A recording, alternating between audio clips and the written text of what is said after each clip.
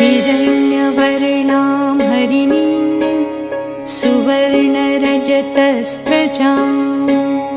चन्द्रां हिरण्मयीं लक्ष्मीं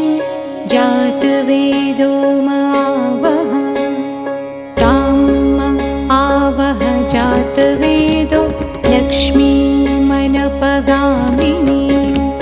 यस्यां हिरण्यं विन्देयं कामश्वं पुरुषान्